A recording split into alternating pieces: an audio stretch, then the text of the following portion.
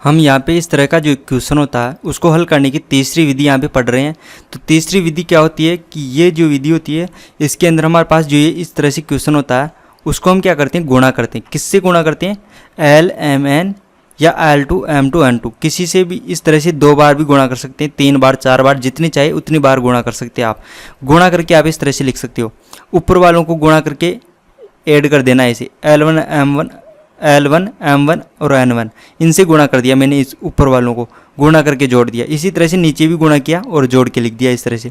फिर L2 M2 और N2 को देख सकते हो आप, यहाँ पे L2 M2 और N2 गुणा किया और इसको मैंने जोड़ दिया ऊपर, और नीचे क्या किया, नीचे भी हमने L2 M2 और N2 का गुणा कर दिया और यहाँ पे जोड़कर इस तरह से लिख दिया।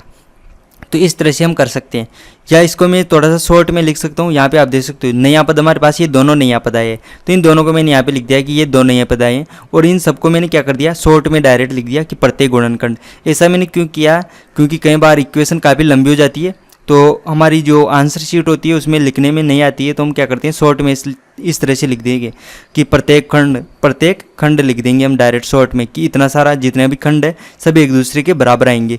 और यहाँ पे ये जो कंसेप्ट है ये किस तरह से बना है, कैसे आया ये दिमाग में कि ऐसा कर सकते हैं हम, तो ये इसके लिए मैं एक एग्जाम्पल बताता हूँ आपको कि इस तरह से देखो 1/2 है, 1/2 किसके बराबर है, ये है 2/4 के बराबर है।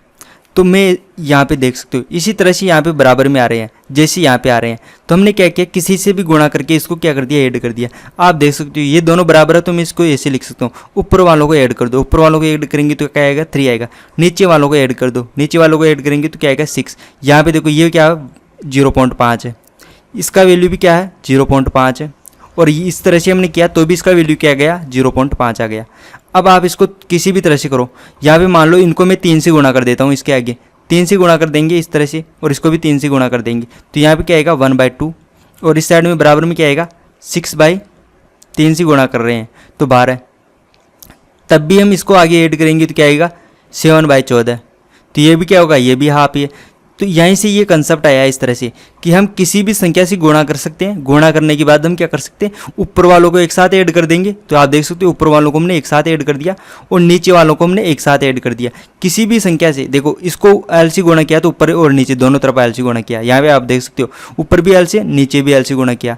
तो यहाँ पे देखो इसको M1 से गुणा किया तो ऊपर और नीचे दोनों जगह पे M1 से, देख सकते हो आप यहाँ पे M1 से ऊपर गुणा किया तो M1 से नीचे गुणा किया। फिर यहाँ पे देखो N2 को हमने यहाँ पे इससे गुणा कर दिया, तो ऊपर N1 से गुणा किया तो नीचे भी N1 से गुणा किया। इस तरह से आप जितना चाहो उतनी बार गुणा करके लिख सकते हो। मैंने यहाँ पे 2 बार एग्जाम्पल दिया है, पहली बार दूसरी बार, आपको ज़रूरत पड़े तो तीसरी चौथी आप कितनी भी बार कर सकते हो। लेकिन हम इससे ये जो गुणांक होते हैं ये L1 LMN और यहाँ का जो LMN है, ये जो गुणांक होते हैं ये कैसे पता चलेगा हमें क्वेश्चन में कि हमें क्या यूज में लेना चाहिए, तो इसका कोई आइडिया नहीं है। आपको जितना क्वेश्चन सोल्व करोगे, जितने ज़्यादा एग्जाम्पल करोगे उतना ही ज़्यादा समझ में आएगा। इसके लिए कोई शॉर्ट ट्रिक नहीं है, कोई डायरेक्ट आइडिया नहीं है। फिर भी मैं कोशिश करूँगा कुछ ना कुछ लॉजिक बनाने का आपके साथ में। तो एग्जाम्पल नंबर 6 और 7 ये एक तरह के एग्जाम्पल है, यानी कि एग्जाम्पल नंबर 6 को और 7 को देखना, ये दोनों एक जैसे दिखेंगे आपको। फिर एग्जाम्पल नंबर 8 और 9 इनको देखना, ये एक जैसे दिखेंगे। और फिर लास्ट में करेंगे एक एग्जाम्पल नंबर 10, वो आपको थोड़ा सा अलग दिखेगा। तो इस तरह के यहाँ पे 3 टाइप में आपको बताऊंगा कि सॉल्व करने के लिए हम किस तरह से सोच सकते हैं। यहाँ पे जितने भी एग्जाम्पल है सबको आपको सोल्व करना है। उसके बाद में इसके जितने भी क्वेश्चन है सबको आपको खुद से सोल्व करने की कोशिश करना, तभी आपको ये एलएमएन की वैल्यू समझ में आएगी कि हमें क्या यूज में लेना चाहिए।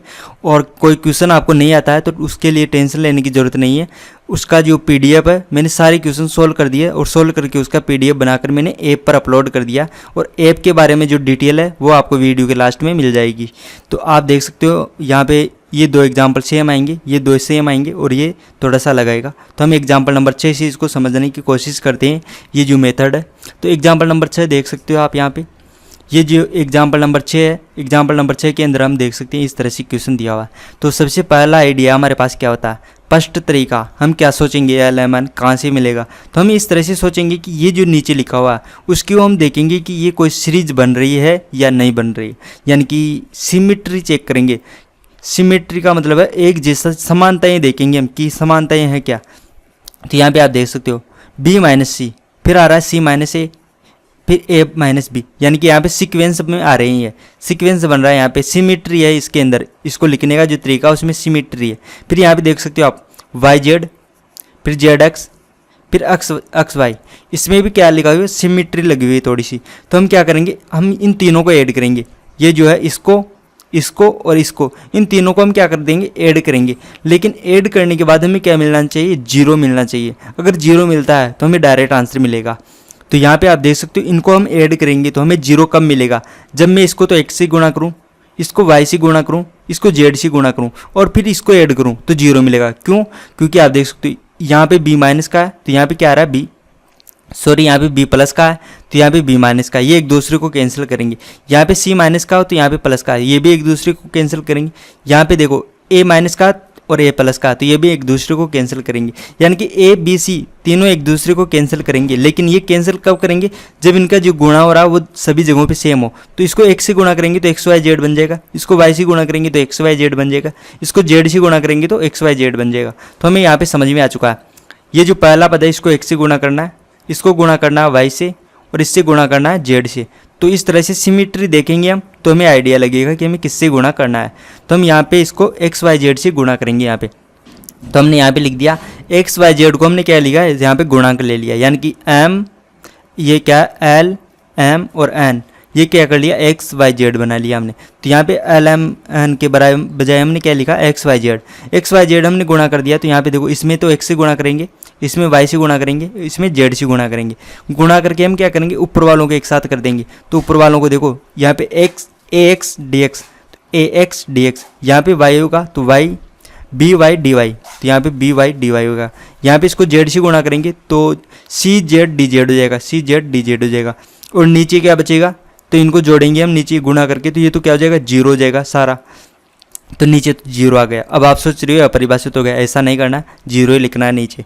अब यहाँ पे हमें ये इक्वेशन मिली है और ये सभी क्या होता है, अब एक दूसरे के बराबर होता है। तो यहाँ पे देखो सभी खंड एक दूसरे के बराबर होंगे। अब यहाँ पे आप देख सकते हो कोई सा भी खंड ले लो, इसके साथ में वज्र गुणा करने पर क्या होगा, इस तरह से वज्र गुणा होगा तो ये इस साइड में जाकर जीरो हो जाएगा।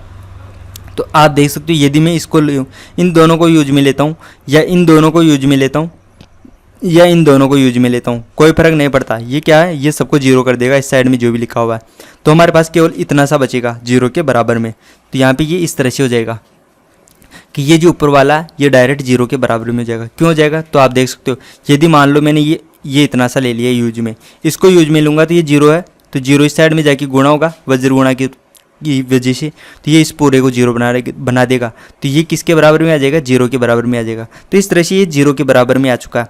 तो अब आप देख सकते हो मैं इसका डायरेक्ट इंटीग्रेशन कर सकता हूँ, क्योंकि यहाँ पे देखो एक्स डी एक्स है, इसका इंटीग्रेशन में आ जाएगा, वाई डी वाई इसका इंटीग्रेशन भी हमें आता है, जेड डी जेड इसका इंटीग्रेशन भी हमें आता है। तो हम इसका डायरेक्ट इंटीग्रेशन करेंगे। तो इंटीग्रेशन करने के बाद हमें ये मिलेगा इस तरह से, ए एक्स की पावर 2 प्लस बी वाई की पावर 2 प्लस सी जेड की पावर 2 इक्वल टू C1। अब आप सोच रहे होंगे कि यहाँ का 2 कहाँ पे गया, यानी कि हम जब इंटीग्रेशन करते हैं तो यहाँ पे ए एक्स की पावर 2 डिवाइड बाई 2 होना चाहिए था, प्लस बी वाई की पावर 2 डिवाइड बाई 2 होना चाहिए था, और प्लस सी जेड की पावर 2 डिवाइड बाई 2 होना चाहिए था, इक्वल टू एक कांस्टेंट होना चाहिए था सी। तो हमने यहाँ पे यही किया, इसको 2 से गुणा कर दिया। तो जैसे 2 से गुणा करेंगे ये 2 हट जाएगा, ये 2 भी हट जाएगा, ये 2 भी हट जाएगा और यहाँ से 2 आ जाएगा। तो आप देख सकते हो ए एक्स की पावर 2 बी वाई की पावर 2 सी जेड की पावर 2, और यहाँ पे देखो 2c, ये तो कांस्टेंट है, इस कांस्टेंट को मैंने नया कांस्टेंट C1 को कह दिया, तो ये इसी तरह से बन चुका वापस।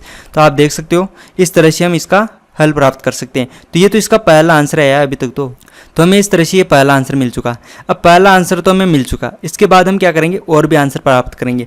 और भी आंसर प्राप्त करने के लिए हम क्या करेंगे, हम इस सिमेट्री के अंदर यहाँ पे देखेंगे ये जीरो कब बन सकता है। इसका दूसरा तरीका क्या है, तो दूसरा तरीका क्या है कि हम इसको किससे गुणा करें, ए एक्स से, इसको बी वाई से और इसको सी जेड से गुणा कर दें।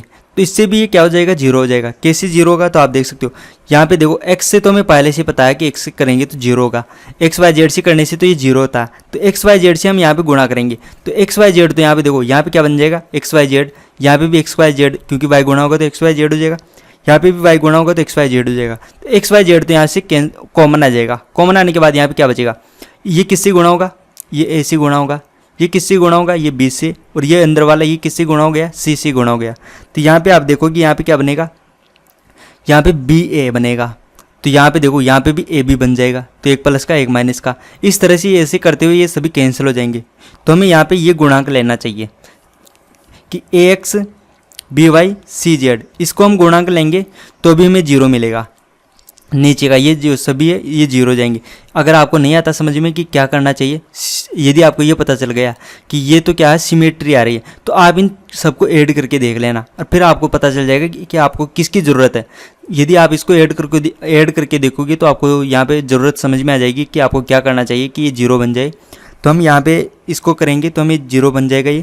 और आपको ये क्या होगा कि ऐसे आपको नहीं आएगा, ये आपको बहुत सारे क्वेश्चन और एग्जाम्पल सोल्व करने पड़ेंगे, तभी आपको आइडिया लगेगा कि आपको किसको गुणा करना है ताकि आपको जीरो मिले या आगे का हल मिलेगा। तो आपको ज़्यादा से ज़्यादा एग्जाम्पल सोल्व करना है यहाँ पे और बहुत सारे क्वेश्चन सोल्व करना है, तब जाके ये समझ में आएगा। तो यहाँ पे आप देख सकते हो ऊपर तो हमारे पास ये मिल जाएगा, क्योंकि हमने क्या किया, इसको तो ए एक्स से गुणा कर दिया, इसको बी वाई से गुणा कर दिया, इसको सी जेड से गुणा कर दिया इसको। तो आप देख सकते हो यहाँ पे ए की पावर 2 हो गई, बी की पावर 2 हो गई, सी की पावर 2 हो गई और x d x y d y d z इस तरह से बन चुका हमारे पास। और नीचे तो क्या होगा, नीचे इनको सबको ऐड करेंगे फिर गुणा करके तो जीरो आ जाएगा। तो नीचे तो जीरो हो गया। अब आप देख सकते हो, आप यहाँ पे कैसे भी सोल्व करो, मान लो कि आप इन दोनों को लेकर सोल्व करते हो तो क्या होगा, ये नीचे वाला वज्र गुणा होगा इस साइड में तो जीरो कर देगा। जीरो कर देगा तो ये क्या होगा, ये जीरो के बराबर में आ जाएगा। तो ये जीरो के बराबर में आएगा तो ये इस तरह से हो जाएगा। तो ये इस तरह से हो जाएगा। अब इसका इंटीग्रेशन तो हम डायरेक्ट कर सकते हैं। यहाँ पे जैसे हमने इंटीग्रेशन किया सेम टू सेम यहाँ पे भी वैसे ही इंटीग्रेशन करना है। बस अंतर क्या आएगा, यहाँ पे ए की पावर 2 आ जाएगी, बी की पावर 2 और सी की पावर 2 आ जाएगी। यहाँ पे ए बी सी है, यहाँ पे पावर 2 आ जाएगी। तो यहाँ पे ये इस तरह से हो जाएगा, ए की पावर 2 एक्स की पावर 2 बी की पावर 2 वाई की पावर 2 सी की पावर 2 जेड की पावर 2 और यहाँ पे कॉन्स्टेंट मैंने C2 मान लिया। तो यहाँ पे आप देख सकते हो यहाँ पे ये ए बी सी है और यहाँ पे ए के स्थान पे क्या हो गया, ए की पावर 2 बी की पावर 2 सी की पावर 2 आ गया। बस केवल इतना सा अंतर है। इंटीग्रेशन करने का तरीका सेम है, इसका इंटीग्रेशन तो आपको आता ही है, कोई टेंशन वाली बात नहीं है, आप करके देख सकते हो।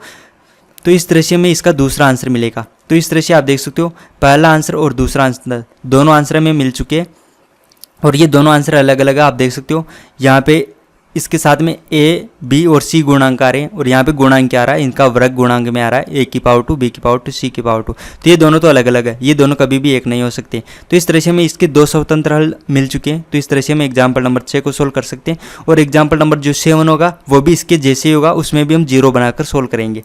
अगर आपको हमारे वीडियो से हेल्प हो रही है तो हमारे यूट्यूब चैनल को सब्सक्राइब कीजिए और आपको फिजिक्स, केमिस्ट्री, मैथ, बायो या किसी भी कॉम्पिटिटिव एग्ज़ाम के PDF नोट्स चाहिए तो आप हमारा ऐप डाउनलोड कर सकते हो। ऐप हमारा क्यूरियोसिटी फाउंडेशन नाम से प्ले स्टोर पे मिल जाएगा या हमारे चैनल पे कितने जो भी वीडियो है उसकी डिस्क्रिप्शन बॉक्स में जाइए, वहाँ पे आपको हमारे ऐप का लिंक मिल जाएगा, वहाँ से भी आप डाउनलोड कर सकते हो।